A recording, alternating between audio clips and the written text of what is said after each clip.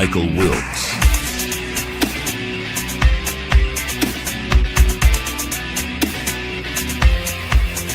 Sam Lacavera.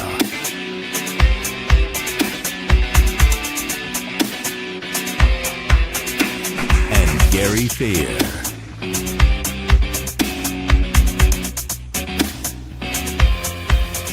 Enjoy the show.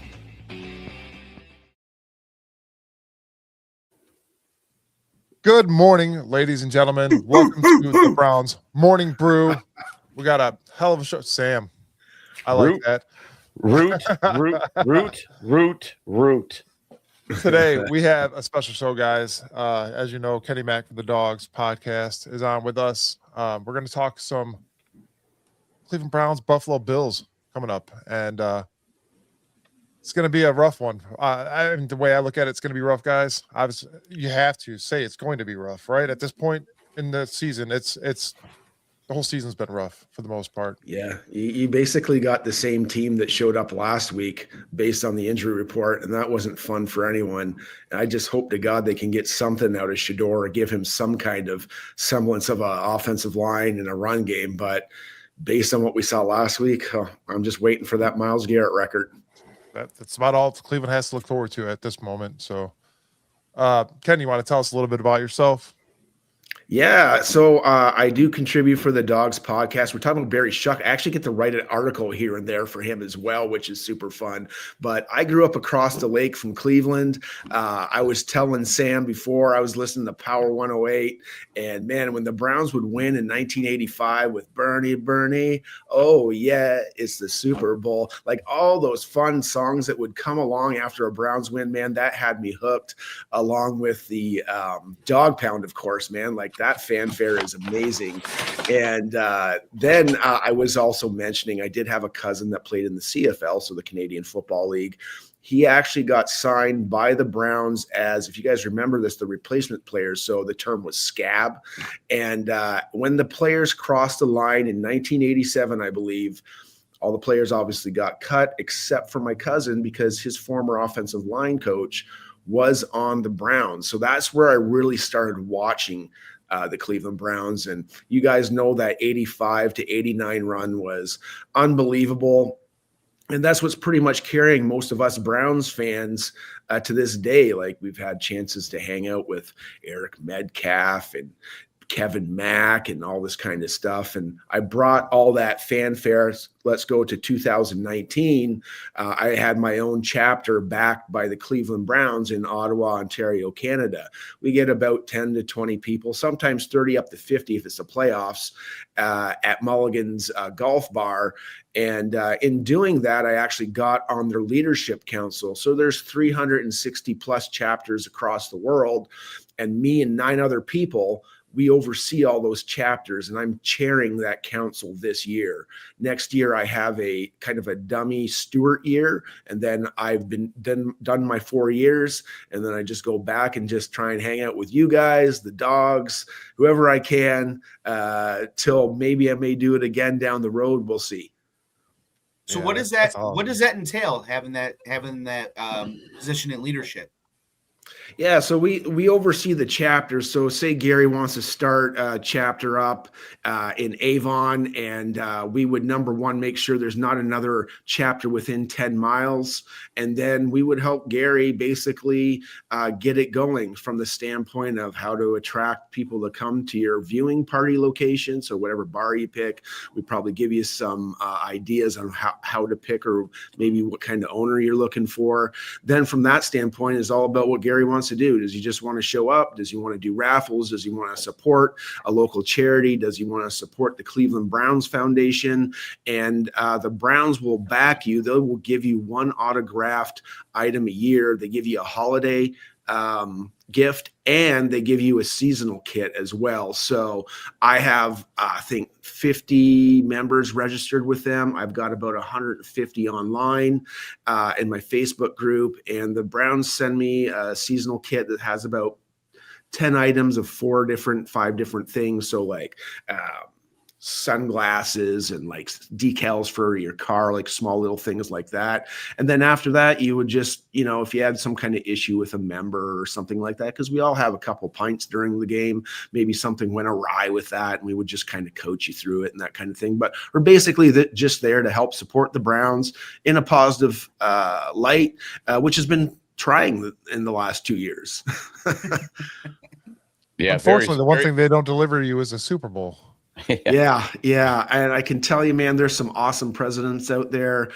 We were with Jess from Seattle last night. She was in town for the game, and we got a bunch of other guys coming in town. I'm going to hang out with the Pelee Island Browns backers on Sunday morning, and it's just a great community to be a part of. I mean, I just keep coming back for the Browns fans. I love hanging with these guys. Yeah, and they're everywhere. That's worldwide. I mean, it's everywhere. And I like your story, man, because it reached you across Lake Erie, from a radio station from Cleveland, which is super dope. And then you kind of getting into it, and now what you're doing now, you're spreading it. Even though we have tough sledding all the time, it seems like. But with you, Kenny, too, I did get to grow up in that era of actually watching some good Browns football. That's what you said. It keeps us motivated for, hey, let's get back to that.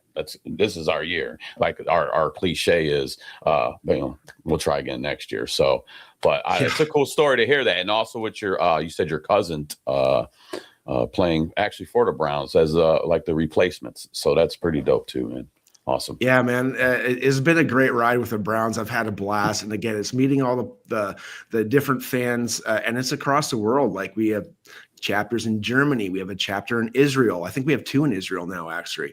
And we have Australia. I think it's Germany or Australia, other than Canada, has the most, like 4 or 5 chapters. Obviously, we have one in Hawaii. If you guys are down in Hawaii, Lee will give you a great time. You got to go see his bar. It's unreal. The Toronto Browns backers have been there several times. They're a blast. Las Vegas, like the Sin City Dog Pound, man, they're a great time. Yeah, I actually got the on Facebook. I follow the Hawaii Browns backers. I check them out every once in a while. I think that's just, they're so out there, isolated, and they're down there rooting for us. Yeah. While you're here, try to get a hold of the Tuscarawas boys, Tuscarawas Browns backers, Jason and Rich. Really cool guys, man. So Rich, I got on my phone. I talk to him maybe once a month. He is doing a hell of a job with his chapter. He should apply for chapter of the year. That's one thing that we do. We also celebrate that, and he'd be a great nomination as amongst many other chapters across North America and the world. And just a reason to celebrate our Browns fandom. Absolutely. So the real reason we have you on, Kenny, is to talk, obviously, Browns. The Browns backers groups are cool. That just shows that our fan base is probably one of the best. I would say top 3. But what I want to know is, what do you think of the last couple of years, what's going on right now, and what is possibly going to happen in the future here? Yeah, it's a tough thing to talk about, and one of the connections I obviously made is through the Dawgs podcast, and similar to you guys got to come in here and say the same thing every week. I think it's really tough to go through the last couple of years, like Sam was putting it together. If we don't win another game, it's 6 wins in the last 2 years, like. If you get into looking into this season, and I sold myself, I'm a salesman for some of the stuff that I do, and I sold myself on this season. Now I sold myself at 8-9 on this season, but we came into this year with a lot of what ifs. So you come in, you go, well, if the line is what they were 2 years ago, and if Tillman becomes the receiver we saw in that stretch, and maybe you told yourself if JOK comes back, and if we get the Joe Flacco that we had in that 6-game series, we could be 9-8. We could maybe contend for something. And you look at the way that the season went, the defense was kind of where we thought they were, but the run defense isn't good. And the state of the offense is just very concerning. That even selling myself, you would think that this would be good because we were in the preseason. Okay, who was all the guys catching the ball? Like that offense, starting offense that we got on day one, they should have been getting all the snaps in the preseason. I don't know what they were saving anything for, but we saw Gage Larvadan. We saw Luke, what was his last name? Floria. And all those guys balling out, I guess you can say, in the preseason. Nothing translated over, which it rarely does, but it was really tough. And then moving forward, man, I'm grateful to Stefanski for the 2 winning seasons that he had, but I mean, he's going to be ending his 6th season. We've had 4 losing seasons from him. And I think it would just be unprecedented to keep a guy that had 6 wins in the last 2 years. Like nobody does that unless you're being saddled with this Deshaun Watson contract. And Jimmy's just going, you are writing out your contract with this guy because we're stuck with him. You know, Kenny, I'm like, one of the things though is like, as a Browns fan, is I'm tired of like, I appreciate your outlook there, right? But I kind of feel like we have this loser mentality where we go, hey, I appreciate and I'm thankful for 2 winning seasons out of 6 seasons. And it's just, I'm tired of that outlook. I'm tired of, this isn't a team that's like free. You know what I mean? This is something that when you go out to these games, you pay a lot of money to go out to these games. They take up a lot of time on my Sundays. They've taken up a lot of my passion for a lot of these years. You know what I mean? We spend a lot of money on merchandise. I'm tired of being thankful for these little crumbs that we get from the Browns. So like having a winning season 33% of the time I'm not even thankful for.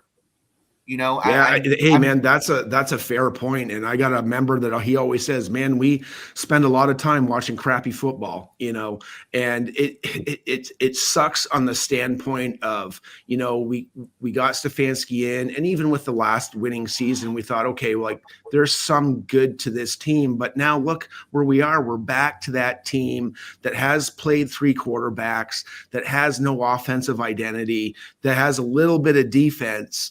And it's just the same old. And we've cleared out owners, we've cleared out coaching staffs, we've cleared out regimes, and we got the same thing that's happening over and over again. And it's like, how do you get out of that? What now? How did you get here? And it's just, and you keep looking, and we keep running these diagnostic, a lot of these like shows, whether you're listening to talk radio or you're watching podcasts, we keep running these diagnostics on the team where you're looking at what has happened. How did we get here? Right. What happened? And everybody has an opinion, but it's just, you can't, nobody can figure it out. There's not a curse, right? That's not a real thing. But Sam, I know, see Sam making the face, but it can't be a real thing. But it's, why can't this team, why can't they do it? I mean, is it, and I know that like you have a relationship with the Browns, so you probably cannot make a comment on what I'm about to say here, but is it, do we have an owner here that thinks he's Jones in Dallas, that he, is he meddling? And if he's meddling, here's the thing is that like we have, as far as ownership here with the Browns, you had Modell, who pretty much ostracized every legend the Browns have ever had while he owned the team and then moved him. Then you had Lerner, who helped move the team so that he could have him. Then he died. Yeah. Who left the team to his son, who was an absentee owner. Yeah. And then the guy that took over the team has his hands in everything too, is a meddling owner. So you're talking, we've had 60 years of bad ownership here. Yeah. And if that's the case, then nothing that we say or do here is going to change anything. Yeah. Yeah. And it or he grows up or whatever it is. I've met Jimmy Haslam. He was super courteous and nice, but I mean, as far as like what he actually does compared to what Jerry Jones does, not really certain on that. But I mean, if anything can tell you the way the whole Deshaun Watson thing went down, he left and it was like a sigh of relief for me. I'm like, oh, I don't have to deal with this, right? But there's only one person that can sign off on a fully guaranteed contract, and that would be the owner. I know Barry's got a lot to say, but that's Jimmy's money, and he had to have made a change to get that thing done. No, for sure. Yeah, I agree. I agree on that. And we keep seeing that too. I mean, because I have always said it too, and you said it just now, Kenny. It is his money. So at the end of the day, you know, he ain't gonna write a check for something that he ain't feeling. You know, Exactly. especially in those large denominations of money. You know, unfortunately for us, the Deshaun Watson thing just went the way it went. You know, and there's no way in a million years I would have told you like this went as bad as it did. You know. And like Deshaun Watson came out and there was a little bit of like, if you really read into it, I can't remember who his coach was, but he was feeding him plays. And I just this went as bad as it possibly could have in the most Browns' fashion at all. Like he hasn't even played. He's like Jack Conklin. He's like all these other guys that we've signed to big deals. And I mean, you can't help injury. It happens in this league, but how do we get all these injured guys? Like, hell, we're going to watch a team tomorrow that can only start one starter on their offensive line from the beginning of the year. DeJuan Jones is a hell of a specimen as far as football is concerned, but man, what does he play? 6 games a year? Well, he's glass. Like he's like glass. You know, he's so big. I think he's just injury prone. I mean, same thing with David Njoku. He's built like he's built out, you know, and I watched David Njoku's off-season workouts he does. He stays in shape, but it seems like, I hate to take it away from him, but I call it as I see it. He gets hit. He does take a pounding. And I think guys really want to put it. I mean, he's a bigger guy, so you're a bigger target. You're going to get hit more. It's harder to, when you're that size, to, you know, fetal position or protect yourself. You're just going to take that because it's your size. So, you know, David went out with the knee, and I heard one of the when he caught that catch and it hit his knee again, I knew right away. I'm like, dang, he aggravated that knee again. And I heard one of the Bears guys, I don't know which one, but you could hear it on the mic. Get up, big boy. Get up, big boy. You know, so they know, like, hey, man, we get this dude, hit him up, he's going to be out the game, you know, and you're going to take that away. So it's like these other teams are already feeling like they're about to feast every time they see us, man. And it's just so depressing, man. It really is. It's just tough. I mean, by halftime tomorrow, I'm sure it's going to be all Bills fans. Like it's, you know, which is weird though. But even when the Browns are good though, it's usually all Bills fans in there though. Yeah, they travel well. Yeah, they travel well. And then there's usually a couple of fights by halftime too. Bills fans getting beat up. Yeah, as far as Kenny, because you touched on Deshaun Watson, and I've said it here before on the show, like of every so he had the suspension he had to deal with, and we get the guy back. Of all the years that we've had him so far, I call it as this. Not particularly sure what year it was, but he had one half of football that looked good when he came back and we got the Ravens. Other than that, I ain't seen nothing. We haven't seen nothing. I mean, and last year it just seemed like, I don't know, I don't know if it was the design plays and the way they were running the offense that wasn't gelling for him, or the line wasn't working. Because I was not a big fan of him coming here in the first place. I think when you bring baggage, you're looking for problems, you know. So I really didn't like the deal to begin with. But once he's here, it's, hey man, that's who we got. You know, so I try to always support all our players, you know, and it's just been tough, and it's fatiguing. It's very fatiguing. I get it. I don't know what you do with the guy. I mean, you keep Shador, you keep him. You got to keep him. You can't cut him. He's just worth too much money against the cap, or you're going to just field the same team as this year. I think you got to try to get some of that bang for the buck, man. You keep them and you try to help them bridge right now. Well, we got him for one more year. The money's already spent. We're paying this guy till like 2028. So we're kind of stuck. I'm really fickle with Jerry Jeudy right now, or as I call him, Jerry Duty. Yeah. You know, he's playing like Jerry Duty. He's a tough watch, man. We got one more year with them, and I think it's, I don't know what the number is, 17 million, 12 million, and we're stuck with that. And the only way you could probably do is get rid of them, is trade them. But who in their right mind is going to go, hey, you know what? Let's get Jerry Jeudy and we'll pull his contract with us. Nobody. Yeah, we did it with Denver. He dropped passes in Denver. Yeah. If you're looking for a guy, I hate to say it, but I'm gonna say it. If you're looking for a guy on your team next year that you go, you know what, we're not going to be good this year, and we really got a tank. What are we going to do? Go get Jerry Jeudy. That's the only way he's going to get picked up. That's it. Yeah, nobody's going to want a $17 million third receiver, right? So that was like another thing, man. I'm like, we had the Watson thing. I got to watch this Jeudy thing. Like I said, it's fatiguing, man. It's very fatiguing. Before we let you go, Kenny, first of all, I want to thank you for joining us today. This is awesome. We'll definitely do this again. For sure. But what do you think about the quarterback situation right now?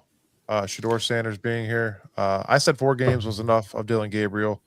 We see Shedeur Sanders now. There's 3 games left.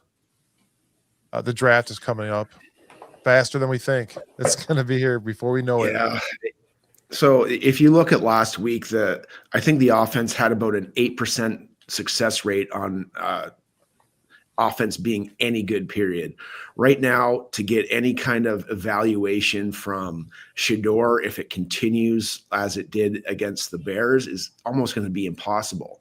The one thing that he does that I don't see rookies do, he's got a great deep ball, and he's making small incremental improvements on a pretty piss poor offense.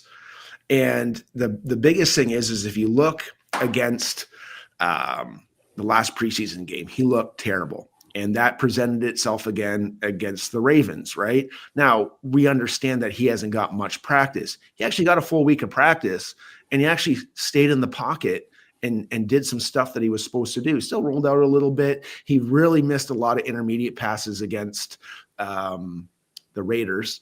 And then he kind of went down a little bit against the 49ers. But the one thing he did against the 49ers that he moved up, I thought, a bit, or in an incremental step, was he stepped up in the pocket and delivered the ball, and he got some more intermediate passes. Then he had a hell of a game. He tried to put the team on his shoulders and win that game against the Titans. Then he had another setback. But you got to remember, he's a rookie. He's going to make dumb decisions. And when you give an effort on offense like you did last week, he can't be held accountable for that. If it's Dylan or whoever it is, like Patrick Mahomes or Josh Allen couldn't play behind that line last week. So I would give him the rest and I would build around him, because you're never going to develop a quarterback if you don't have weapons. And we don't have any right now. Our best weapon, apparently, receiver-wise, is Jeudy, and he basically can get a ball and give it to the damn corner to circumvent a touchdown. Right here. You put the ball right here in the chest. And then it's the same with Quinshon Judkins. How do you evaluate him with the way that this guy gets a line to block for him? Like, this guy's getting hit 2 yards behind the line of scrimmage every single time. He can't set any semblance of a run game to just kind of loosen a defense for Shedeur. So build something around him, because I like the way he throws a screen ball. I like the way he throws a ball to the flats. He throws it to guys that are running in stride when his feet are set.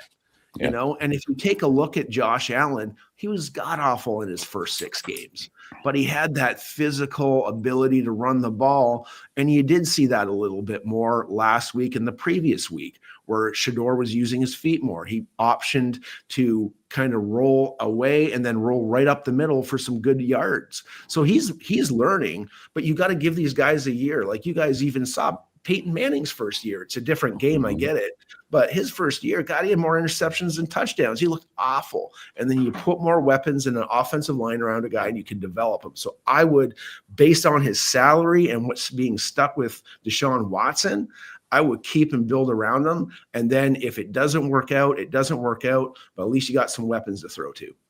Yeah, absolutely. Because that going into this season, I already knew we had problems with weapons, and Junkins is showing. I mean, he's been struggling, barely averaging over 2 yards the last few games. But I mean, it all stems from the line because Genty is a great running back. I still think Genty, but look at the Raiders line. He ain't getting nothing. He's getting stuffed every time.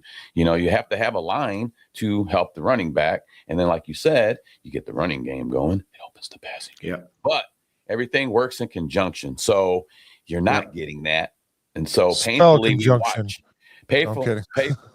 C junction. C junction. So painfully we have to watch this again. We already kind of knew. And I was hoping, like you said, you're hitting on everything too. Wow, Tillman. I was hoping to see a turnaround season for him. He was due. I like Tillman. He's a bigger target. I like that. Just fragile. Yeah. Well. Guys, how fragile has our kick return game? Like, look at JoJo Nats and blows his Achilles out, or he gets some kind of big injury. Then we just can't get a return guy. Who was the other guy? It was not Grant. What was the other return guy that we had? And like we got him from Miami. His name escapes me, but 2 years in a row, the guy like blows his patella tendon out. Then he has an Achilles tear. Like we just can't get a return game going either. Like it's since Josh Cribbs, and again, I know Gary's going to hate this. It's like we're cursed. You know what I mean? And I know it's not real, but it does feel like it. Oh, it's real in Cleveland. It sure does feel real. It's always felt real to me. My thing is, I hope, man, there's a lot that has to happen, but we are building a new dome, and a lot of people are like, well, we're going to pay all this money and build this new dome and you still got a crappy team. I'm a firm believer in sometimes a change of scenery is great. It works for players. It could work for a team. That's where I'm at. That's where we're at so much right now. It's just like hopes. Like, if we get off the cursed land and we go to Brook Park and we build a dome, the best thing we can do is take a stick of dynamite to the factory of sadness. Like the old Atme products from the old Warner Brothers cartoons with the bomb. Yeah. Boom. Well, I'm gonna hand on. Just see you later, man. Yeah, all right. Boom. Well, they're talking about putting in that space. They just like laid out plans. They're talking about putting like a 10,000 seat, I think, like amphitheater out there for concerts. Yeah, that'd be cool. I'm just wondering if like every concert's going to suck there. Probably. It's like you can't get the sound right or anything. Yeah, right. Guitar player keeps breaking a string. Something wrong here. Every band breaks up when they play Cleveland. Yeah. Yeah, I went and seen the Stones there, man. I checked them out in in California. I seen them in Cleveland. They were not good. I don't know. I don't know what the deal is. That's fun. Yes. Kenny, I really want to thank you for joining us today, man. We will definitely do this again. We're gonna have lots of off-season talk. We'd love to have you on again if you're down for it. Yeah, absolutely. Until then, man, go Browns. Go Browns, man. Go off season. I can't wait till the season's done and let's go and do it all up again and see who's right and who's wrong when they pick and make their free agents and whatever. Hey, Kenny, before we go, can we get a dog check? Dog check. Dog check.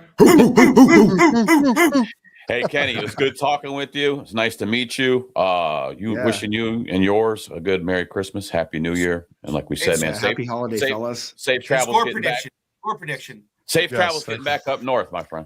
I think they're gonna put a 40 burger on us if we don't stop James Cook tomorrow. It's just gonna be death by 1,000 paper cuts. Or actually, you know what? They'll eat up a little bit. It'll be 35-10. They'll eat the clock up a bit. Browns are gonna eat their own poop tomorrow. Got it. Yeah. The morning dump. Miles, give me 2 sacks. That's all I want. That's all I'm asking.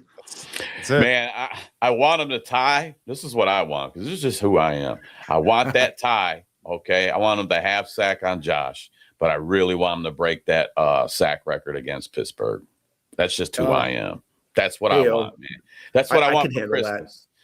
For Yeah, Christmas, all I want is one more win. So we have one more than we had the last season. Okay. All I want for Christmas is one more win and Miles to break that sack record in Pittsburgh. And I hope Aaron Rodgers goes out. So they got to bring in our boy, porn star Stash. Help me out here, fellas. Backup quarterback. Mason Rudolph. Please. That's all I want for Christmas, man. Very simple. Very simple. That'd be great. That'd be great. All right, Kenny, man. I might see you at the game tomorrow. I might not, but if I do, I will call you and let you know what's up, and we'll meet up. Yeah. And I'll be looking for another coat today. That's what I'll be doing. Yeah, it's not supposed to be super bad tomorrow, so we will see. But again, man, thank you for joining us. I will keep in contact with you, and we'll definitely do this again. Right on. Merry Christmas, brother. I will talk to you soon. Yeah, right on, boys. Take care. Happy holidays. Happy holidays as well. Happy holidays. That was fun, guys. That was really fun. Mm-hmm. Knowledgeable dude for sure. Definitely have him on again.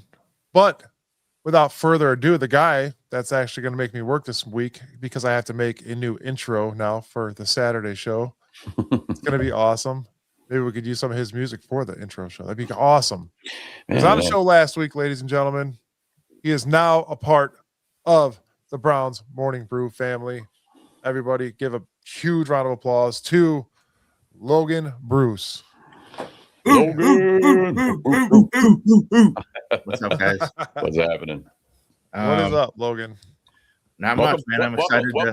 Welcome back. Yeah, thanks for having me. Yeah, right when I got off last week, or the show ended, I walked out of the room and I was like, man, that's what I've been missing in my life. Is just something like some dedicated time, like an hour out of each week to just talk about the Browns. And I think, Mike, you texted me like a couple minutes later and threw it out there, like maybe to join full time. So yeah, I'm excited to be on. Cool, man. Thank you for being on. This is awesome. So if you guys don't know, you guys can check out Logan Bruce Music.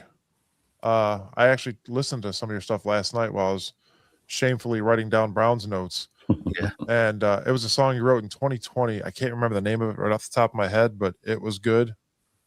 Thank you. Yeah, I don't know what it was, but it was good. It was good. I wrote it sometime. I listened to it. It was okay. Oh, yeah. In Our Dreams. Oh, In Our Dreams. Yeah. Thank you. Yeah, that one actually is. We won't have to get too into it, but just about a friend of ours that we lost. He was a big Browns fan. And in my dreams, I wish the Browns would be good. So that's why it was one of my favorites. We all have dreams. Yeah. Oh man, but that was interesting. Yeah, you had a lot of insight there. Yeah, I did.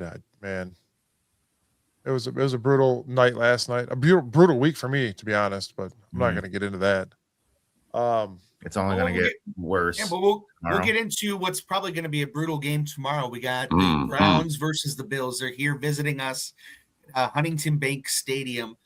There is a lot of history here between the Browns versus the Bills. It's called it Lake Effect football. It's the land versus the Mafia. We can go a little bit into the history between the two teams here. The Bills defeated the Browns. So most recently, you guys remember the Snow Bowl game a couple years ago where they had to move the game to Ford Field because of the blizzard that was there? Mm-hmm. So the Bills defeated the Browns 31-23 in November 22, where they famously moved that game to Ford Field. I also remember the Bills. I'm pretty sure it was the Bills. It was a snow game, probably about 8 years ago, maybe. And it was Phil Dawson. It was a field goal game, field goal fest. One thing that stands out to me, I always remember as a kid watching it because I watched the game live, was the 1989 divisional game, AFC divisional game, when Don Beebe, wide receiver from Buffalo, caught a pass and he got upended hard by Felix, Mr. Monday Night Right, and he landed on his head like perfectly up and down, man, like kind of like how St. Brown was doing his little stand on the head thing, and you see Beebe just go bink, boonk. he did come back in the game, but I mean, I'll never forget that hit when I was watching as a kid, because that, football was football. They were laying guys out, man. But that play, I looked it up too, because I remember Don Beebe and that play in my mind. I'll always remember that. But I didn't even know it had a name. It's called the pogo stick play. And I thought that was hilarious. I'm like, I didn't even know it had a name. That's awesome. So there's also hats off, Mr. Felix, right? There's also a very famous play during that game too, if you don't remember, and that's where Clay Matthews had the interception to win the game. Yes, right, who reminds me of Clay Matthews now is Carson is bringing back shades of Clay for me. So go Schlesinger. Mm-hmm. Oh, it's that we got to go all the way back to the year before I was born to talk about like the positive. Any positive Brown stories? yeah. Luckily, I was already, coming of age, and I got had a little taste of it at least. I got to see some good games and success, but I also got to see, the fumble and the drive, and that was tough. So yes. And so I remember going to school, and it was tough, man, because I'm a Browns fan, and I went to Cleveland Public Schools, and a lot of kids were not, just because we were so bad, but I would stick with the team I like. I'm not a bandwagon guy, and I would get it all the time. We would make little bets. I lost a lot of little chump change and some school lunches over these Browns back in the day, man. So, yeah, it's been tough. So I'm curious, do you guys have on the, looking at the notes, I know there's like some camaraderie between Browns fans, Bills fans, even Lions fans. Do we own the series with the Bills? Do we know? We're winning, or we're ahead, I guess, in that series. Yeah, since 1972, we've played them a total of 22 times, and we lead 12-10 in that series right now. Soon to be 12-11. 13-10. This is not looking good. So yeah. Gary, you look like you have something to say. Go. No. I had a question for Sam. He said that field goal, the field goal fest. How long ago did you think that was? I think I was trying to put numbers in, man, like 8 years ago. Okay, so I just wanted to show how old you are. That was close to 16 years ago. No back way. in 2009, man. So that's what happens when you get old. Yeah, when you get old and you get all the grays in there, all the years, seem to go together. You got that. Yeah, I was a whole nother 8 years off there. But you'll have that, man. Like, I make fun of myself all the time, man. I'm 1 foot in the bingo hall and one on Jello. What time is Jello? Hey, at least we know we can math on the bearded Browns, right? Yep. Oh, man. After that game in 1989, though, do you guys know that the Bills completely shut us out in 1990, 42-0? That doesn't surprise me. I was 4 months old, and then that's what's happening. You were like, Logan's probably like, we're the losers. Yeah, we're the losers. Wow. So really, you're the curse. It seems like it. I mean, yeah, I was born. They existed for 4 years, and they got rid of the team entirely. And then they came back, and this is what I've dealt with.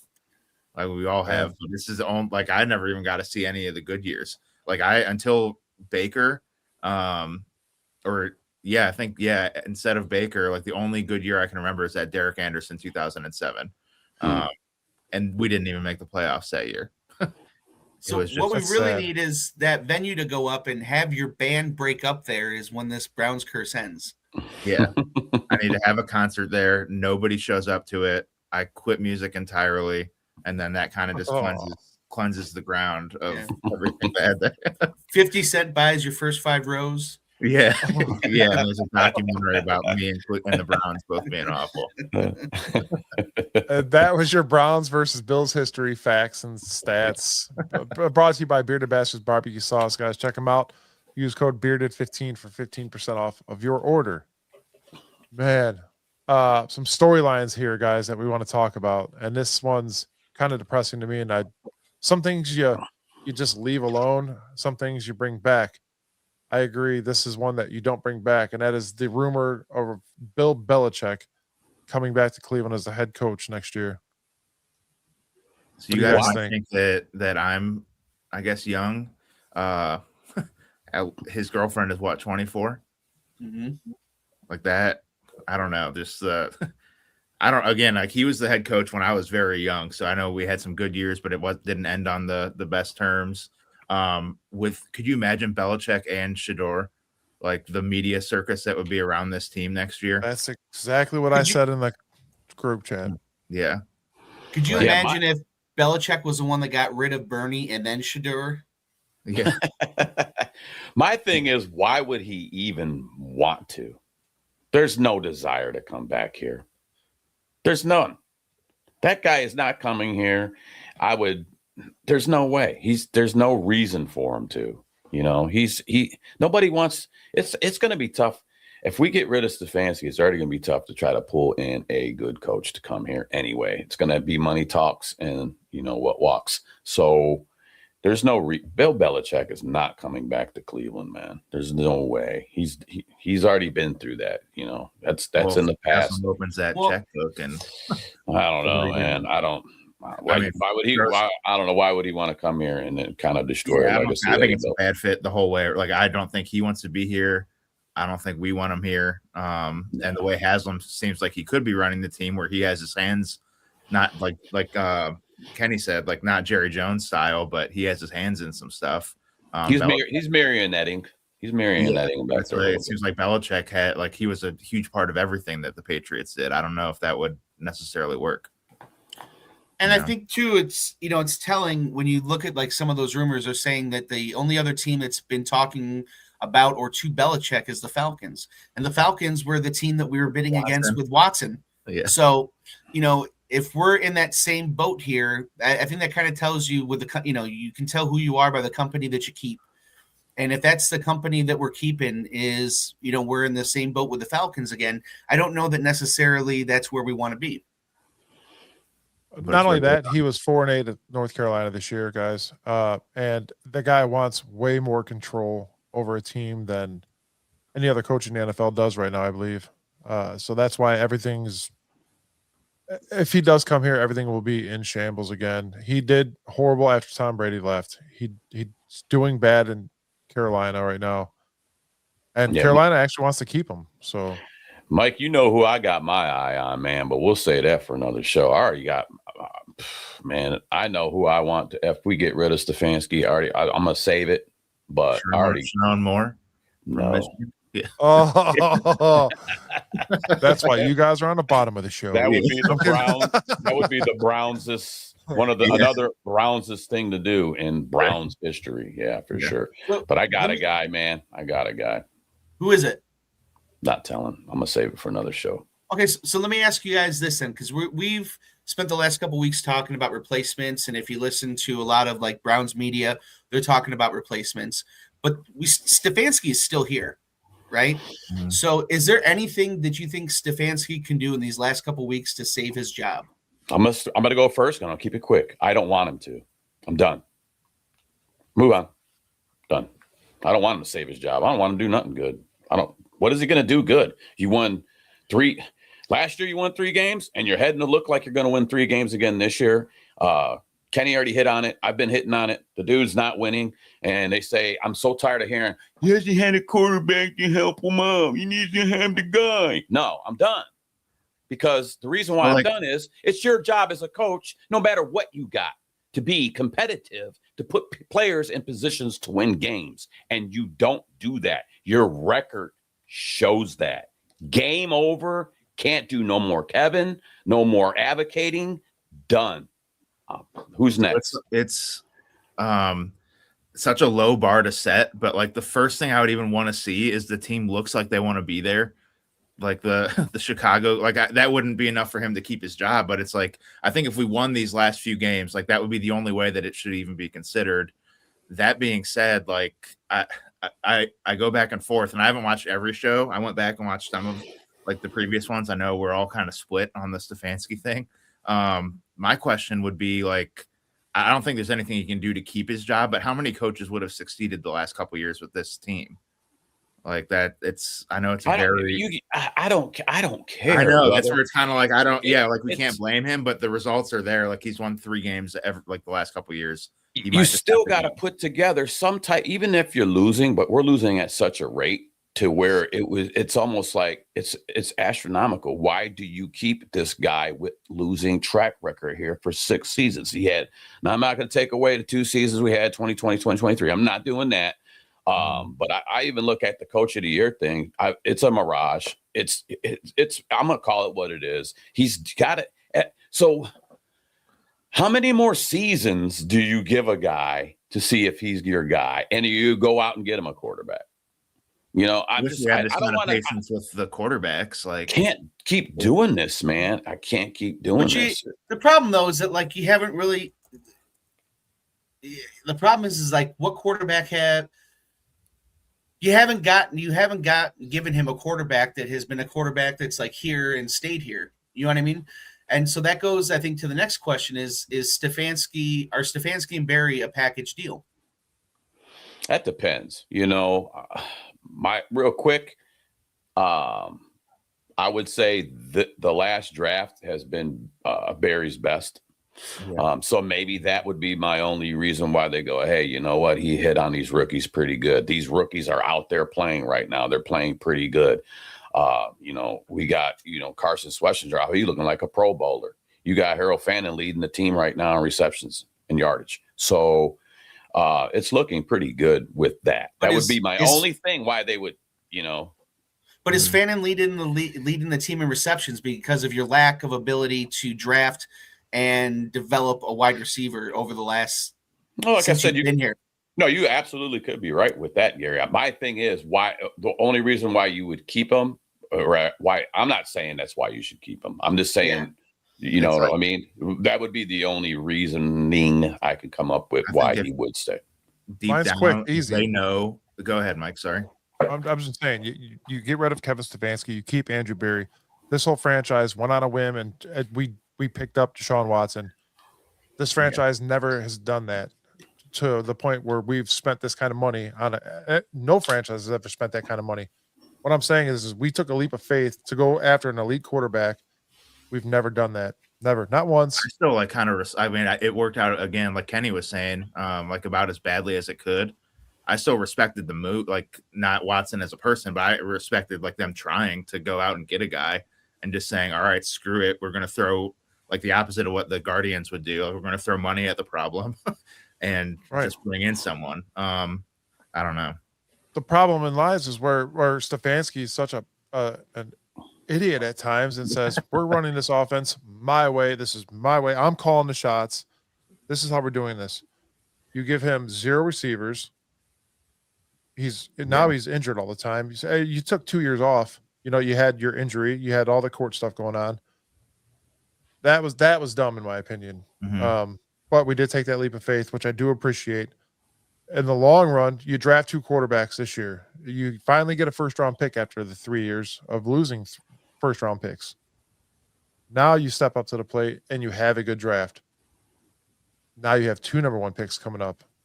Number 1 being wherever we fall with our record, and then number 2 being wherever the Jaguars fall with their record. Give it to Andrew Berry. Give him one more shot, but get rid of Stefanski. I am so over the. Here's another thing. Here's another thing too, guys. We always talk about, Kevin didn't pick that guy. Kevin didn't pick that guy, but it sounded like Kevin really wanted Dylan Gabriel, and that came as a shock. Don't even tell me it didn't. When they said Dylan Gabriel, 3rd round, picked him up, didn't you guys go, what? And it's so now that's another asterisk for me against Kevin.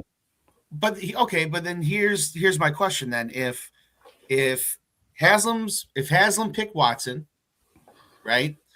And the whole organization picked Watson. They're saying it's Haslam, and Stefanski picked Gabriel, right? Then who is in there actually making these draft picks? Hang on. If it's not Barry, then it's not Barry. You're leaving somebody out that's not here anymore. I'm sure he had a hand in all that too. Is Paul DePodesta. So now Chad thinks had nothing to do that with he is gone, and then we'll see how this all plays out later after this season, and seeing how things move. I mean, I want to know that since that guy's not here, maybe I'm sure he had in air drums. He was sitting down with big fancy dinners with Jimmy and everybody. And I'm sure he had a big play in this, Gary. And not having him here anymore is probably going to be a blessing. I can't see how it would be a curse. Feel me? Yeah. I think it's just, at this point, I think in our text chat or like in our group chat, I said something. It's like the chicken or the egg. Like, yeah, sure. Like the offense might be bad because we don't have the players, but maybe the players aren't as great because the head coach isn't doing well. But it sounds like we're kind of on the same page at like a little bit. That just I don't know if we draft these 2 rookies next year. Maybe one of them's Mendoza. Maybe we actually just get a receiver and a lineman. But how like do you walk into that locker room like after what happened in Chicago and probably the rest of the season? And like as Stefanski, the team's just won 3 games back-to-back years. Like, how do you get that team motivated to win next season? Like, it's just the morale is so low. It seems like there's the change needs to be made, whether it's the right thing or not. It's just like something has to change.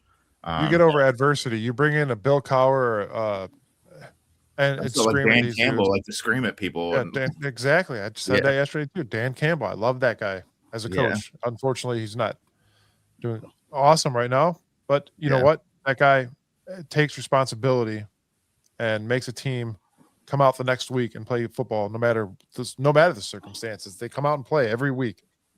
I'm gonna say it. Mike McCarthy, go out there, throw the kitchen sink at him. The guy's got a winning record. The guy's got winning playoffs. The guy is a quarterback guru. The guy develops quarterbacks. We can go down the line who he's been around and who he's helped out. Okay. Go down the line. Who has he developed? He's had his hands on Aaron Rodgers. He's even been way back with Joe Montana. The guy's been around quarterbacks, bro. Okay. I had him written down, but there's a handful of quarterbacks this guy's been around. Dak Prescott. Has he been around quarterbacks or has he developed them? He's been around them. Yeah, I don't know if he's necessarily developed. Every head coach has been around every one of their quarterbacks. Yeah, but he developed them. How do you decipher whether or not a head coach has or has not developed a quarterback? Well, that's my question. That's what I'm telling you. It's a chicken or the. Can we extend this show by 3 hours and try to get to the bottom of this? Oh, we're gonna do this. Because we also hired 15 years ago. We hired Mike Holmgren, who was around Joe Montana and Steve Young and Brett Favre and that's another one. He was Mike McCarthy, Brett Favre. Okay, and what's his name in Prescott, Seattle? Joe Montana, Rich Gannon, Gerback. I mean, Aaron Brooks. He's been around quarterbacks. I think he's had help making these guys good. I mean, why would he not? I mean, that's his job, dude. So, I mean, he was head coach. He was a quarterback's coach. I think if you're trying to get somebody to be around Sanders, I think that's your guy that can help him out. I mean, if he walked into that locker room, like would have to be a different vibe. Like, okay, than it is with Stefanski. Like, okay, this dude's been there before. He won a Super Bowl in Green Bay, didn't he? Was he there when Rodgers won his? Yeah, he's got a Super Bowl championship. At least like he walks in the room and everybody just shuts up because he's been there before. Like Miles has been probably waiting for somebody like that's been there. And I mean, you'd have to at least be quiet and pay attention to what the heck he was saying. I think he would be definitely somebody these guys would look and be respected. That being said, the organization will ruin him. Kevin does not have this locker room. Yeah, but gone. Mike didn't have the. He didn't have the locker room in Dallas. Says Jerry Jones. But so he's going to do it. He's going to do it for Jerry Jones Light here in Cleveland. Yeah, that's fair. The difference, like at least in Dallas, everybody knows that Jerry Jones is the one in there calling the shots. Here in Cleveland, you got Jerry Jones Light here, and he's doing everything behind the scenes, and he's making everybody keep it a secret. That's what at least Jerry, everybody knows. He tells the media that he's doing it. Like, like everybody knows that Jerry's making he's the actual GM, isn't he? Like, does he have a GM? He's the actual GM. Do you think you're going to have McCarthy coming in here and McCarthy's going to keep everything a secret for everybody? And like, he's the reason why you're hiring no name people here all the time is because Haslam can come in here and pay these guys and tell them to keep their mouths shut. Yeah, you could bring up Paul DePodesta in here from baseball because he's not from a football circle, and you can tell him to shut his mouth. 185 wins to 123 wins is all I need to know that guy's successful at being a head coach. Which is why he won't come here. That's a whole other situation. But he seems like he's the guy that likes to develop quarterbacks. Maybe he's seeing this. Maybe he's seeing this circus, and a lot of guys don't want to be in it. But maybe he's like, you know what, Sanders over there. I see a prospect. I'll come there, but we're not going to use Sanders, and we're going to bridge him, Mendoza, and we're going to let him develop. Yeah, you know, I that's who I'm riding with, man. I mean, throw the kitchen sink at the guy. Let's go. We need a. I'll tell you right now, if you throw a kitchen sink at him, Sam, he's going to be like every other Browns head coach. Yeah, you don't know that. We keep bringing around these stiffs. That dude's not a stiff. What if Pittsburgh, the guy, like, have you guys seen the Steelers fans? And I'm sorry if we're getting off track. I'm sure we are. But just like Pittsburgh is unhappy with Tomlin. Like, would that be an option, do you think? I think I would bring Tomlin here in a heartbeat. I like Tomlin. The Pittsburgh Steelers fans don't like Tomlin no more. But that's another thing, too. I don't think Mike Tomlin would want to come here. I think him and Miles I think McCarthy would, just for the simple fact that we got the Shador and we got the hype. He wants. I think that he would say, you know what? Let me bridge him out. Let me work with them. You know, you're talking maybe another half season of probably having Watson in there. Unfortunately, he's on contract. You got to try to get some money out of him, and then go ahead and start working with Sanders. Win some games, more than 3 for the last 2 seasons. Kevin Stefanski, out of here. Yeah, but when you talk about quarterbacks, so Tomlin hasn't developed a single quarterback. I don't. Everybody. Then there's a reason why not to bring him here, right? Gary? Here's what happened. Here's what happens. Okay, you lost Roethlisberger and you fell off a shelf, kind of. Pittsburgh is used to winning. We're not. Yeah. Pittsburgh is used to winning, and they lose a game, they're going to freak out on their head coach. It's obvious. We've won 6 games in 2 years. We're freaking out. We have a legit reason. He's having a bad year with Aaron Rodgers as his quarterback at 41 years old. Bring him here, man. The dude's an offensive genius as well. I don't care what anybody says or disagrees with that. He does always happen. He does. I'll agree with you there. He always has a way. He finds ways to win in ways that you look like when all the chips are stacked against them, they still come up with wins, man. Angel calls it the Tomlin effect. They want to run through a wall for him. I tell you what, if Tomlin's here, Barry's gone. Yeah. Especially after what he said, after what he had to say about the Flacco trade, where he publicly called out Barry in a press conference. Nobody even asked him, and he just brought up Barry. He's definitely not a fan. He is not a fan of Andrew Barry. Not a fan of Andrew Barry. No, sir. I forgot all about that. Yeah, that was great. That was great when he called him out. Yeah, we got to. Here we go off topic again. Everybody, I don't know how you guys do this, man. Like I see the notes. I have them right here. I know we're supposed to be talking about the actual game that's happening tomorrow. We're getting there. I just get us off top. Yeah, like what if our rival fires their head coach, and are we going to get rid of ours? Could we possibly hire that guy? And it's just like I end up talking about nothing. Oh, we can do this for hours. We know it. We do it. Yeah. We do it every Tuesday. We do it every Saturday now too. But next thing, guys, we're gonna move along. Will Myles Garrett break the sack record with Josh Allen this week or tomorrow? Allen has taken 2+ sacks, 9 of the last 14 games. Myles is at 21.5 right now going into this game. He needs 1 to tie it, 2 to break, or a half sack to break TJ Watt's 2021 record. And Watt did it in 15 games as well when he did it. So, and that record is also still tied with Michael Strahan. So, I think it's going to happen. Obviously, Myles is elite, and their offensive line is not horrible, but Myles always finds a way to get in there.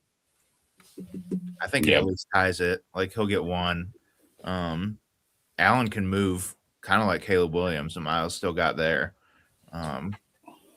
He's so like it's just crazy. Like they know that he is not our only good player, but like he's the one that they game plan for, and he still finds a way to get to the quarterback at least once a game.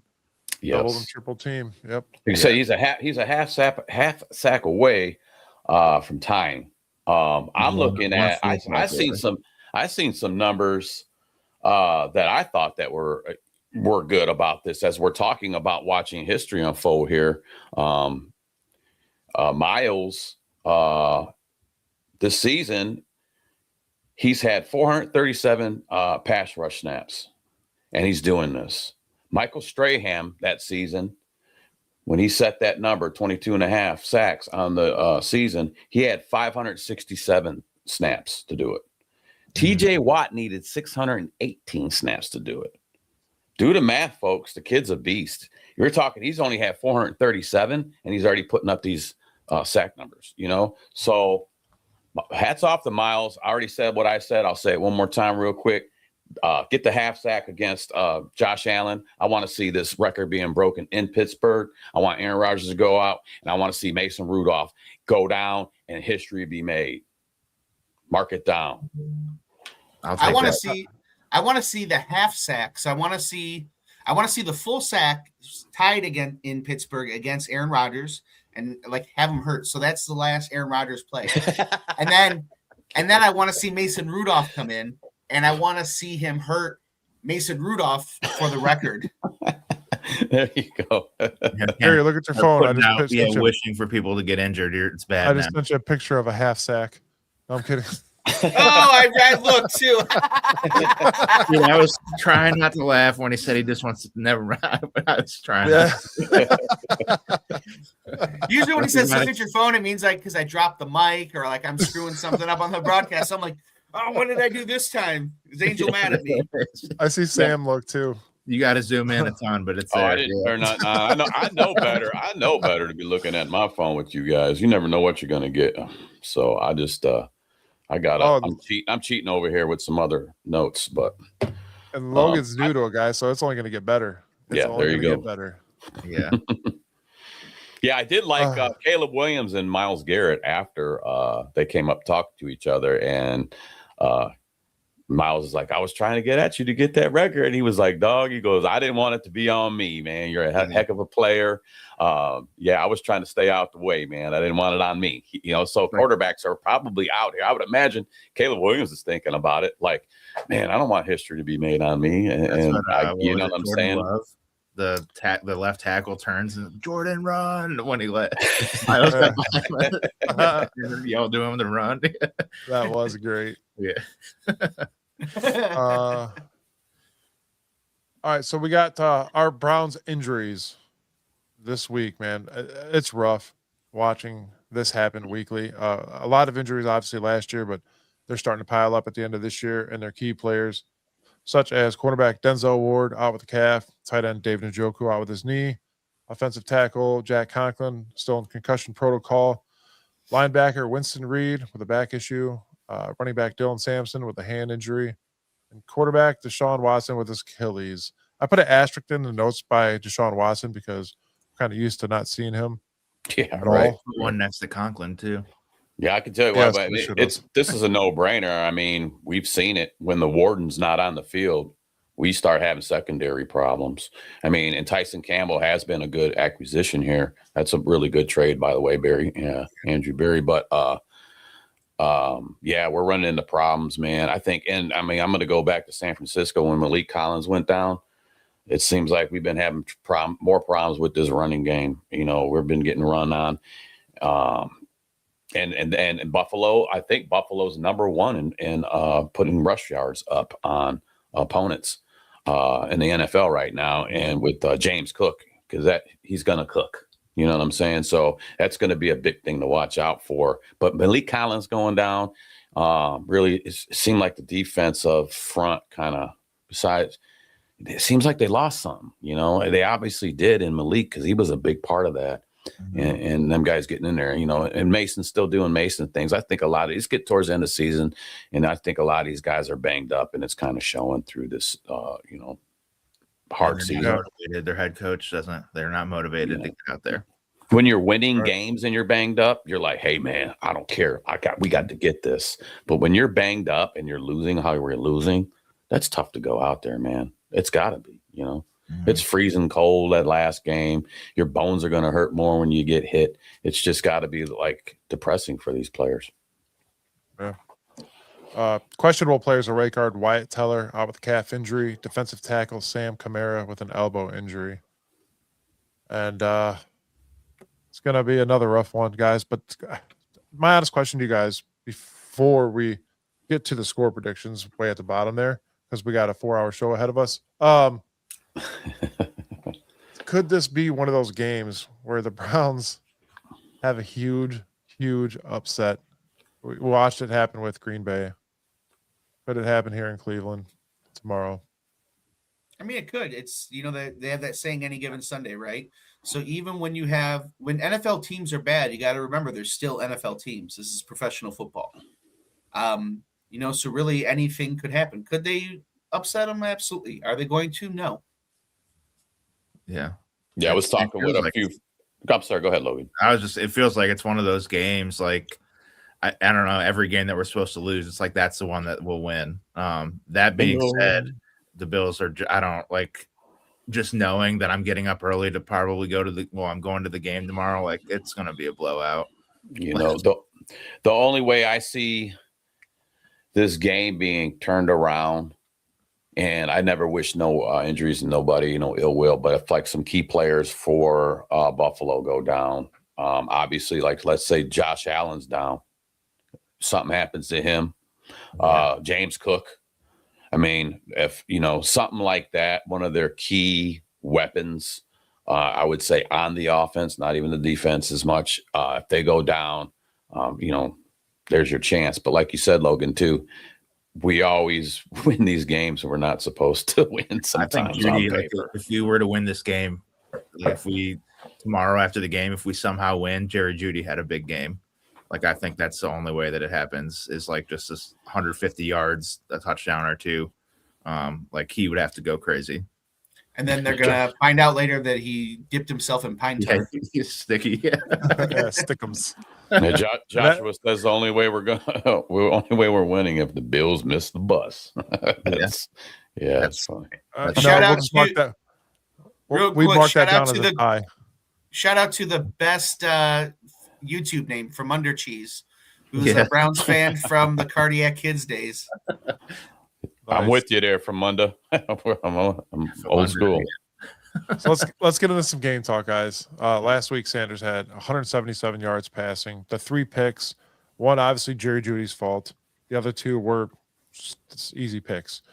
A 30.3 rate. Can he improve this week? The Bills' pass defense last week held May to 155 yards and a pick with a 62.8 rate, and that's a low for Drake May this season, which Drake May has been pretty damn good this year. Obviously, they're ahead right now in the AFC East, by one game against the Bills. So the Bills are coming here. So they have something to play for. Yes. No, it's not going to be good. Yeah, exactly. Yeah. Mm-hmm. Yeah. And the Patriots put the dump on us when we played them. They put up 32 on us, man. And I'm kind of seeing like a reflection in the mirror with what these teams done, even like how we just got annihilated by the Bears. And you're going to be playing a team that's trying to get, higher seated in the playoffs coming up in the Bills. So, I mean, this is not going to be good. I said the only way we're going to have a glimpse of hope is if, one of these main characters for the Bills goes down.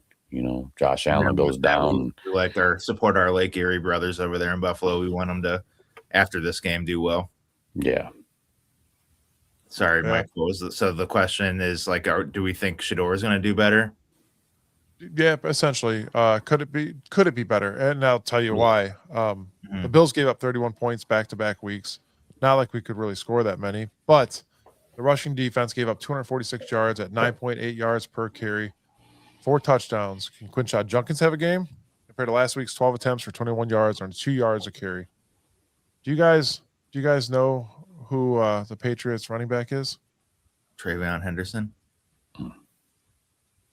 Is that Emmitt Smith?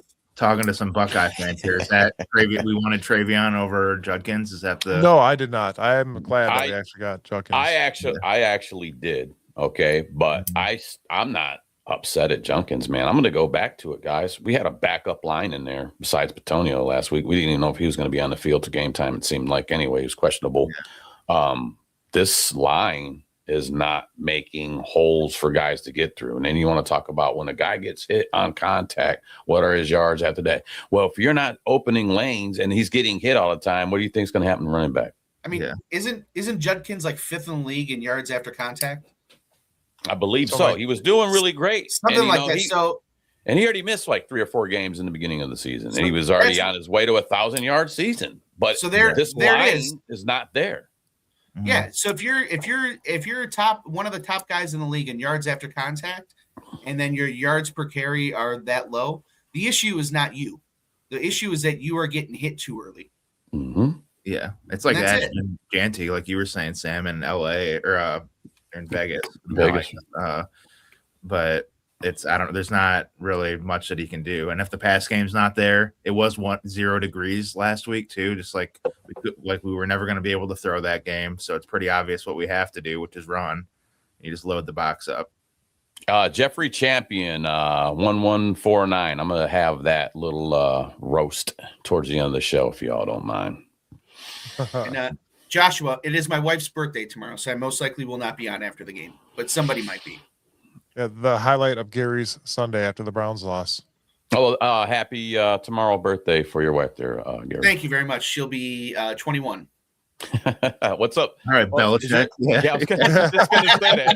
was just gonna say that. Logan beat me too. I'm gonna say I thought your last name wasn't Belichick, man. Wait a minute. I got a question. How long you been married? Felony. Oh, don't! Why'd you put him on? Damn it. Yeah, why'd you do that, buddy? Wow. And you still said buddy at the end of that, Mike. Yeah, man, you're a real piece of work, Mike. I didn't say buddy. Mike. I said felony. No, Gary said buddy. Why would hey buddy, why would you do that? He still calls you buddy. You know what year you got married, right? Was it just a pause because you were trying to do the math? Yeah, I was trying to figure out a way out of this. Oh man.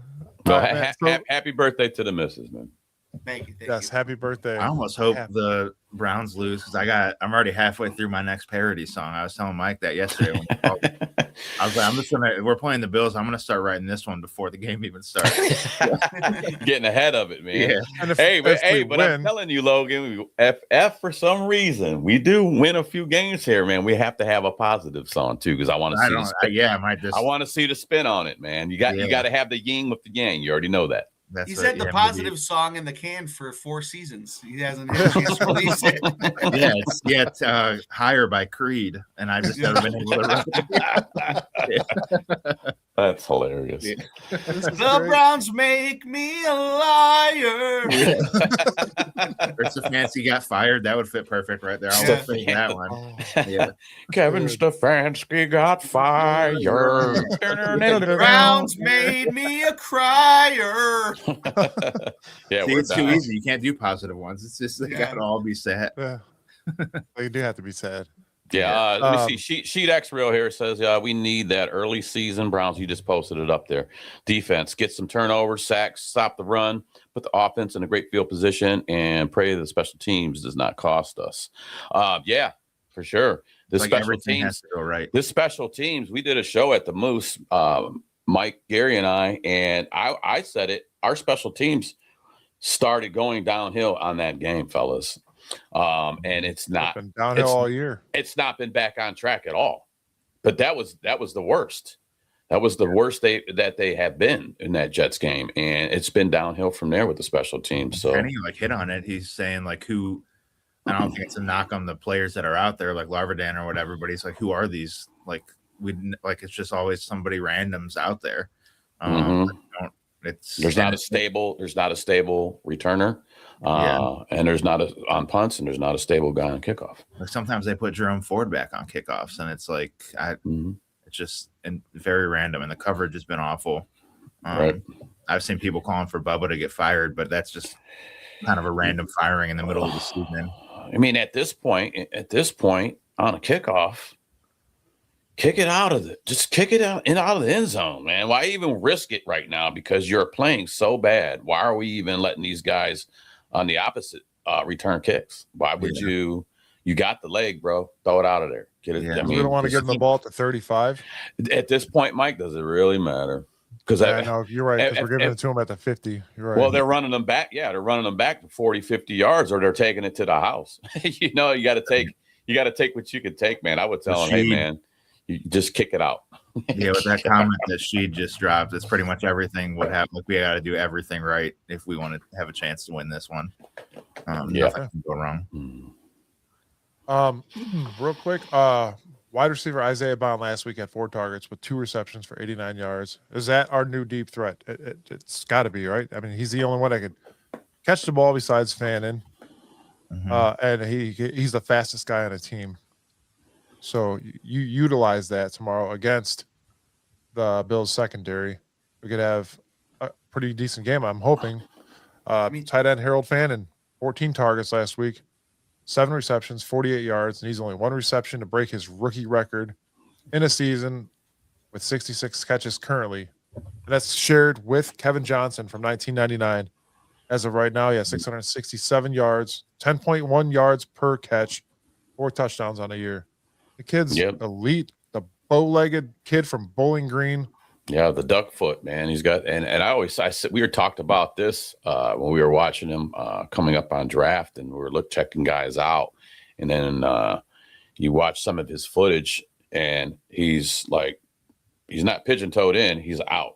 Okay, so I say when you're running routes like that and you do something, and people are watching, and the defender's watching your legs and your feet, and they're watching everything, they're like, what is this dude doing? And then when you hit the guy, you better pack a lunch, bring about 4 or 5 of your buddies, because he's not going down. I think I'm a big fan of Harold Houdini Jr., as I'm calling him. So keep on doing you. I appreciate Harold Fannin. He's great. I love him. But let me say this about Harold Fannin and the Browns and tight ends and our love of catching tight ends here in Cleveland. A catching tight end being your main target in is the same to me as in baseball having your cleanup hitter be your shortstop or your catcher. It is for teams that either can't develop their players correctly or teams that don't spend the money on the positions properly. It is so cool that Harold Fannin is going to set this record, and he's doing all this stuff, right? And it's like, but he shouldn't be the one doing it.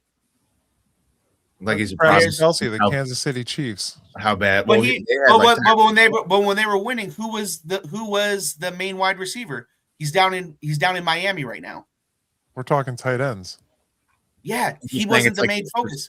Fannin's the only option that we have. I'm saying is Fannin is the only option. He has to do it. Like in basketball, right? Ricky Davis at one point in time was the leading scorer of the Cavs, but he sucked. But he was the only guy somebody on the team had to score. Somebody on this team has to catch the ball. We have to stop this team. We have to the Browns suck, and so they constantly the emergency guy, the outlet guy is your tight end. So we constantly have these tight ends that we love, Cameron and Fannin and Njoku, because these guys are the last check down guys that we dump the ball off to, and so they lead the league, or they lead the team in receptions. No team that wins other than when you have a Kelce, right? Well, I tell you what, if you go out there and you got a line, an actual good line, and you do some double tight end sets, then to establish a running game, then these tight ends open up, because now you're opening up blocks. Then you're opening up like, hey, are they running it? Now we got to worry about a target like Fannin. Wide receivers open up. Chipping and getting open. Why is Fannin getting a lot of targets? You are right, because you know what? Because he's getting open. He's a check down guy. And he's also like the check down in the. He's not going to throw it to him, Gary, if he's not getting open. And he gets open. It's proofs in the pudding. But it's not proof in the pudding. Look at how many. Look how many targets that he has, though. Look at receptions versus targets. Okay, so what I'm saying is that he's not getting open. So he's not getting open, but he's got the most receptions. So you don't even make sense, bro. This is what the Browns want. The Browns want. He's getting open. He's catching the football and getting open. They're not throwing it to him when he's not open. They are throwing it to him when he's not open, though. He's catching footballs, bro, and that's what we need. So we need wide receivers catching footballs. You're taking a tight end, and we're lining him up as a wide receiver. I wanted to see that. I even said when we picked him up, I said you can line this kid out on the wide out. Why would you not use that? Winning teams don't do that, though. Who you're talking about? The Browns, Gary. We're not winning right now, so we'll take anything we can get, bud. I mean. So answer your question, Mike. Isaiah Bond is our Gary. I love it. Yeah. That was the question. Was is Isaiah Bond? Yeah, it was Isaiah Bond. He's doing great. I like to see more of him too. Yeah. From a kid that was not even drafted because of, again, legal issues at the time, we brought him here, and he came in. What was it, week 3 or 4? I think. Mm-hmm. Yeah, it was early. I can't remember right off the top of my head, but yeah, he came in a little earlier on the season, and you didn't see much right away. But now you're starting to see glimpses of what his possibilities are. I mean, the kid he's the fastest guy on the team, hands down. Yeah, in the wide receiver room. Yeah. Now, could he? I guess my next question is: can he step up next year and be a wide receiver 1 for this team? What's his stature? That's where I'm about to go with this, because we don't have our big. You need a big physical receiver here. This is AFC North here. Okay, you need a big guy. You need somebody 6'2", 6'3", 230, 240 pounds. You need a big dude. 215, 5'11". Now, I'm not taking nothing away from short wide receivers. Those guys are used in special situations. Okay, that's your slot guy. You need good slot, quick guys to get open. That's how you get first downs. That's how you convert some of these third downs. But we need bigger, taller, beefier wide receivers that can catch the football. We don't have beefier. You're going to lose speed. Well, Tyreek Hill's like the only one. Mike, I'll take over speed. That's why you have the slot guy, though. So I'll take my speed there. But I want a sure-handed guy that's going to pick me up 5-8 yards every time he catches the ball. We're doing math here, That's why I don't think Isaiah Bond's ever going to be the dude that has 8 to 12 catches a game, and it's like he's a slot guy. Yeah, but I don't like the only examples I can think of to say otherwise would be Tyreek Hill or even Antonio Brown, like when he was with Pittsburgh, and Mahomes and Roethlisberger both threw great deep balls like Sanders does, that. I mean, I don't know if he'll ever, again, I don't think he's getting 10 catches a game, but he could be a guy that gets 4 catches for 90 yards because one of them is a 50-yard TD. Yeah, your slot guys are crucial pieces of your chessboard. They really are, man. They, like Larvidan, he's fast too. He's good. I'm not a big fan of jet sweeps or them little bubble screens, but you can put them guys in motion. And they're a fast target you got to worry about. I like that, but you have to have some bigger receivers out there on the outsides, man. Tyson or Carnell Tate. Well, we had Porsche. I liked Porsche. Small, quick. The Browns didn't utilize him enough. Kid could catch the ball, but you didn't throw it to him. You know what we need is Braylon Edwards. 2 weeks in a row. When you say Braylon Edwards, man, all I think about is it was Braylon Edwards. It was Braylon Edwards and Charlie Fry, and they were doing the McDonald's commercial, pulling up to the drive-thru, getting French fries or something. That's all I think about when I hear I've never seen Gary so happy until Logan says Braylon Edwards 2 weeks in a row, and Gary just smiles like a kid on Christmas. It's not even. I texted immediately as soon as that last show ended. When someone asks me for my favorite Browns player, I freak out because it's I don't know. I love them all. I hate them all. But it's Josh Cribbs is definitely, because I went to Kent State. So Josh Cribbs is definitely 1. Braylon Edwards 1B.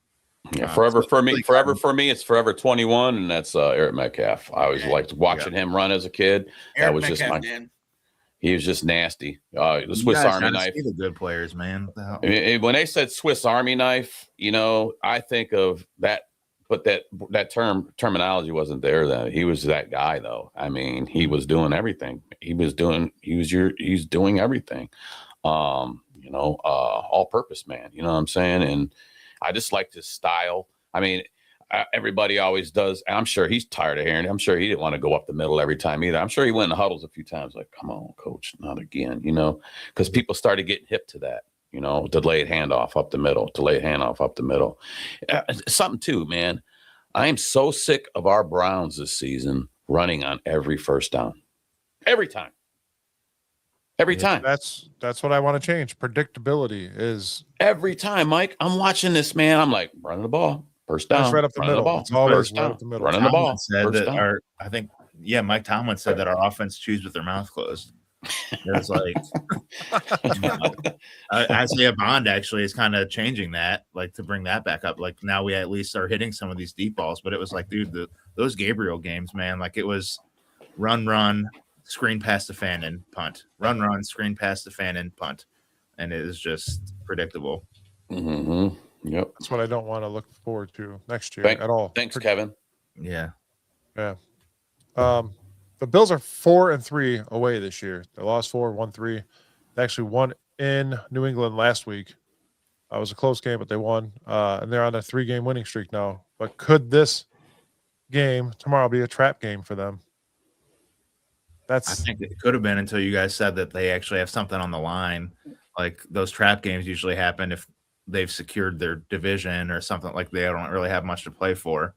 But if they have to win this, it could be though. I'm starting to talk myself into the Browns winning. For some reason, like last night when I was doing the show notes, I'm like, man, and all the score predictions and everything, and I made that thing. I'm like, dude, we're going to win this game. That's right. I was going to text you and say, change mine, keep the same score, 24-14. Flip it though to the Browns are going to take this one home. Yeah, that's crazy. That's what being a Browns fan is, man. You talk yourself into this crazy stuff. And then your heart's broken, you know what I mean? At the end of it. Yeah. And then you go, oh, the Browns. And it's like, dude, you knew at the beginning. Yeah. You just talk. You know what I mean? Dude, she sleeps with your friends every night she goes to the bar without you. And then you're like, why did she bang my friends? You knew she was going to do it. Did she have a bag on her head? I'm sorry. Oh man, dude. This is going to be it for the season, man. All I wanted was more than 3 this season. I just don't see it happening. So this is where I'm at. That sucks, dude. Like that it's like, can we win more than 3 games? Yeah, this is where I'm at with it. It's just Seattle. Sorry guys. I'm not used to like staying on topic, but me neither. The Seattle game, the Thursday night game. Like if you just watch 2 good teams play football, it's crazy. The game that they just had with the Rams. It's wild when you watch like these competent teams play. Like they're scoring touchdowns, they're throwing the ball and running it too. It's crazy. Some of them almost make it look effortless, and we just make it look like a college team playing an NFL team. Yeah, it's horrible. I really feel for you guys that spend your hard-earned money. You work hard for these season tickets, and we keep getting this product out there. Yeah, that's devastating. That's just and it shows you still got heart. Can they go find somebody to turn this around? I think so. And it ain't Kevin. And it starts tomorrow. We're turning it around, and it's going to start tomorrow. I hope so. I hope so. I think from here on out, every Monday is going to look like this for me on the way out of this season. I mean, this is December. It's Christmas time in Cleveland, man. The Cavs are sliding. The Guardians haven't signed anybody in free agency, and the Browns might not win 4 games. Yeah, we got Bills, Steelers, Bengals left. Yeah. Okay, and we got to play Cincinnati at home. Everybody might go, well, we might have a chance with that. Well, we had a chance at the Jets. We should have had a chance with the Titans. What makes you think you're going to go beat Cincinnati? Burrow is going to change his mind. What makes you think you're going to go beat Pittsburgh? What makes you think you're going to go beat the Bills? Yeah, I'm being realistic, fellas. I love my Browns, but right now this is where I'm at. That's it. This is where I'm at. Well, that was your offensive game plan, brought to you by Doug White, Allstate Insurance Agency. Give Doug White a call, and he'll take a bag off your head. They should give those out down there at the stadium. You mentioned Bearded Browns. Everybody gets 1 free bag for their head. Yeah, we'll see. And the only way you get it off is if you go to Lego Heads out in Berea. Yes. Yeah. Get yourself a clean cut from Marlin. Once we get it off, then it's we go to get the original hoagies so you can eat again now that the bag's off your head. Yeah. What is that? Depression eating, they call that, I believe. Yeah. Get a huggy.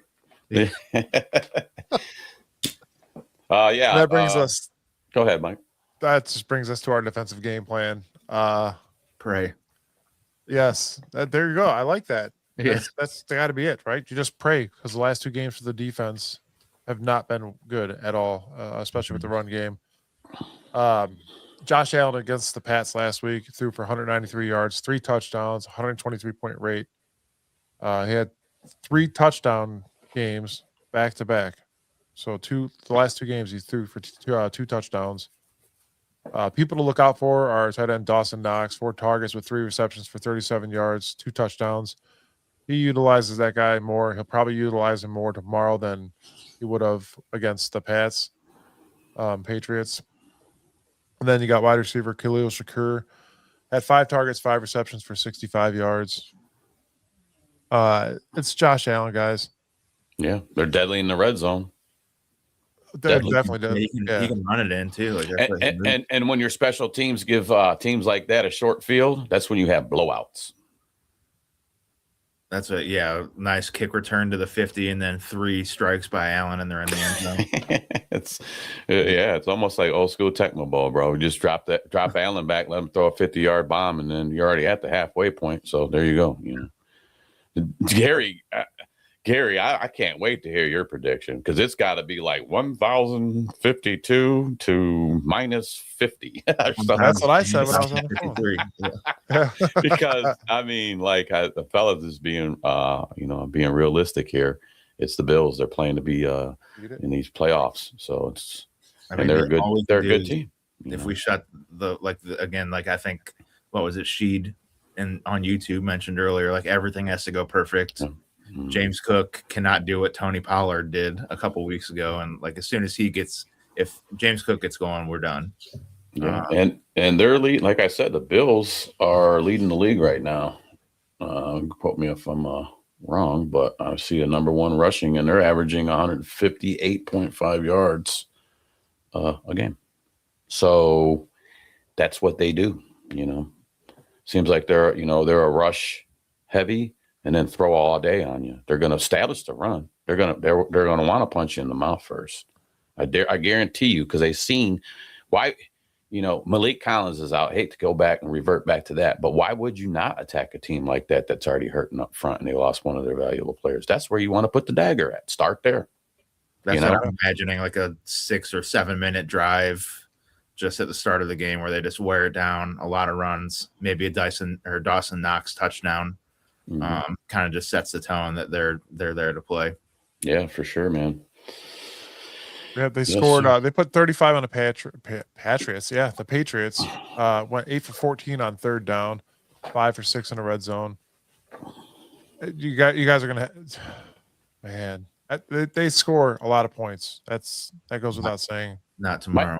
My shirt says we almost always almost win, and we can't even do that this season. We couldn't do it last season.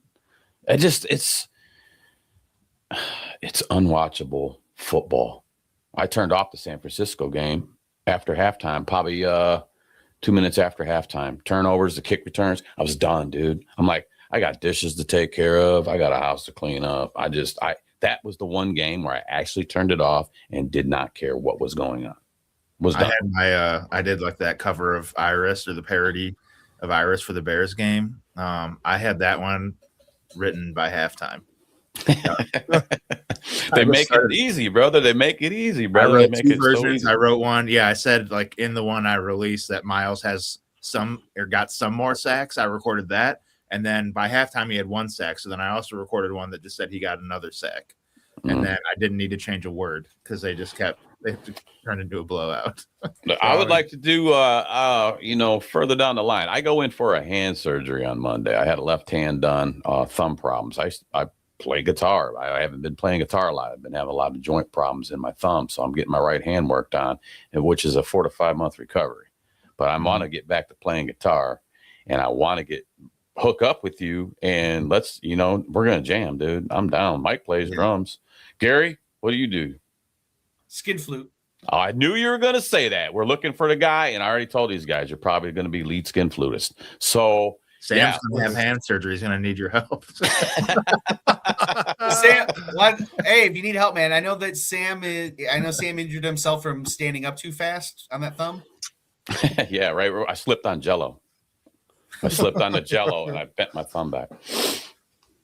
But right, so we're not swearing this episode though. No. Yeah. We'll never hear another swear word on this podcast. Yeah. We're walking the line. Yeah. I walk the line. Yeah. So what else we got, boys? Are we towards the end? So I can lay something down on you on some boxing. Yeah, I got 2 more things to run through here real quick. Right. Obviously, the Browns are going to know that we got to be aware of Allen's feet. He ran for 48 yards last week, but two sacks. So, I mean, he's on average to take 2 again, hopefully. James Cook against the Patriots had 22 attempts for 107 yards, averaging 4.9 a carry with 2 touchdowns. He has had over 100-plus yards in his last 3 or 4 games. And the Browns have given up 26 points in the last 3 games. Struggling, struggle bus. We've been struggling with the run game the last 2 games, and everybody notices that, so they're going to walk all over us, I believe. But since we've had a show now, we've all apparently have changed our score predictions. So, well, except Gary. His is just going to get more obscene. That's all. Yeah, that's really it. Sam, what did you got for us? Jake Paul goes down in the 6th round from Anthony Joshua and broke his jaw in 2 places. Anthony Joshua putting down Jake Paul in the 6th round, knockout. Jake Paul got hit, and he looked like he did the Ric Flair. Whoa. And that jaw was done, bro. It was done. He did make a paycheck, and everyone, well, he makes his paycheck. That's good. I just I don't care. I'm glad he got his job, bro. I'm tired of it. It's all a money grab. And then people were asking when they had the big Tyson thing, I thought Tyson was going to teach him a lesson, but obviously Tyson had a hold back. People were like, why is Tyson fighting his gloves? You want to know why every time he bit his glove? He could have put that kid to sleep. So count how many times that he was biting his glove. Because Mike had to pull back. Mike, there's tons of times. Every time Mike bit his glove, Jake Paul would have had a broken jaw. Well, there was something I had planned for this, and I was going to say I don't trust the guy with 2 first names. Yeah, but the other guy I looked down at Logan Bruce's name. I was like,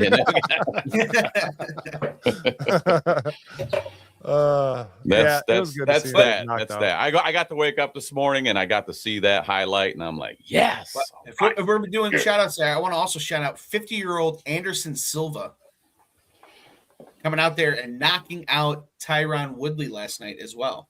Nice. Right in the same. It was in the same. Same card. Match. Yeah, same card. Same card. 50 years old, man, going out there. Man, he was a beast back in the day. Yeah, so, man, I'm 45. I can't knock out a 2-liter of Pepsi. I think you probably can. Yeah. That's probably how I got here. I knocked out a few of them. And 2 bags of chips. You got that. Yeah, that's right. And a pizza. And a pizza. Oh, man. Sam, let's do some score predictions. Brought to you guys by Cleveland Ketchup. Go to clevelandketchup.com. Use our code BEARDED for 10% off your order. It's Christmas time. Get some ketchup. That's not just ketchup. It's mustard, mayonnaise, chips. Get it all there. Try it out. It's good stuff.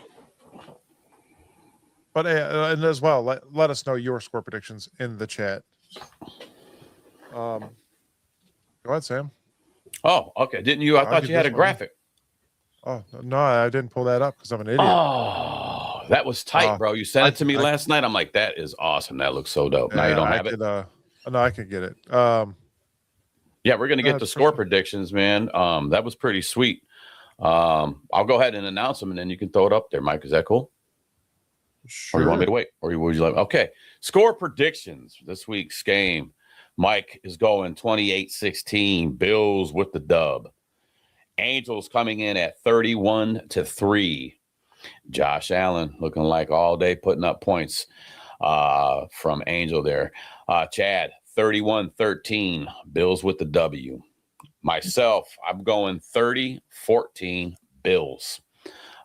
Gary's got 35-14 Bills. Oh no. I put Browns 40-14. 432,932.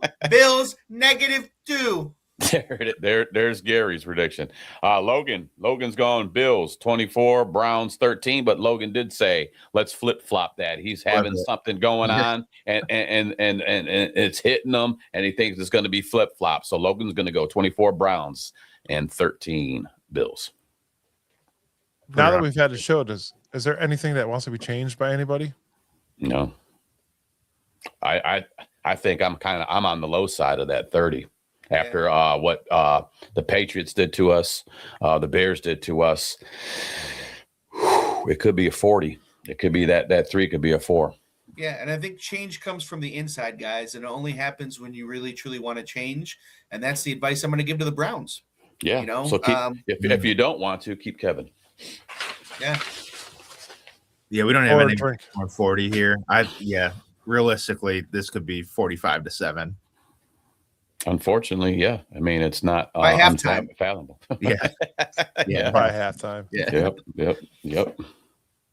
Well, it's been great, fellas. It's been a good morning. A lot of good topic. I'm liking the show. Like you said, our addition down here to our guy Logan. Glad to have you on, man. I like watching, doing what you do. We share a common buddy in us, Rick Amador, and that's how we kind of got linked up. And we're looking for more things from all this, man. Let's just weather this storm of a season, fellas, man. And I'll take any dub we can get, but it's not looking too good for us. I think I really don't want a dub. Yeah, our ship's got a lot of holes in it. You know, it's just kind of sinking. If we win, the sad spin I can put on is our draft pick got worse for my next song. So even if we win, it's a bad thing. Yeah, that's the Browns. That's the Browns just browsing. Yeah.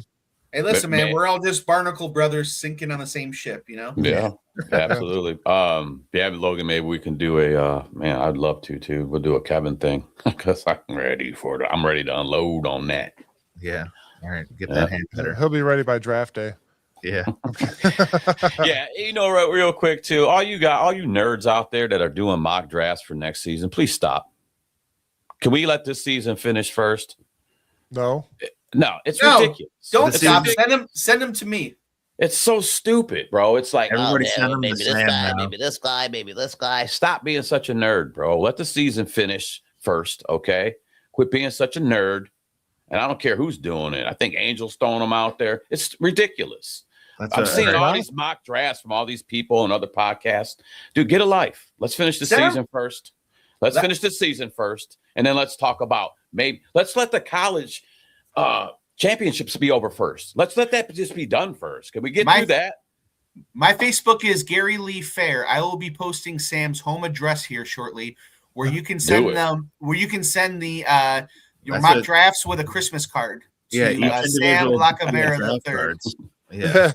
So make sure next week, we'll do a mock draft live on the show. Yeah, cool. Bring them in. I need a lot of fuel for fire, so bring those in so I can laugh at you. Make sure you put your name on there. You know, you don't have to put your address on there because then I'm gonna have to come out in front of your house and laugh at you and honk my horn a bunch of times. Go nerd. So stop doing that, please. It's annoying to me. All right, guys, in the show notes for next week, we're gonna all do a mock draft. Come on, we have to do it now. We have to do a mock draft now. I'm out. Yeah, I'll send you guys all a link and send them my way. We'll post them next week.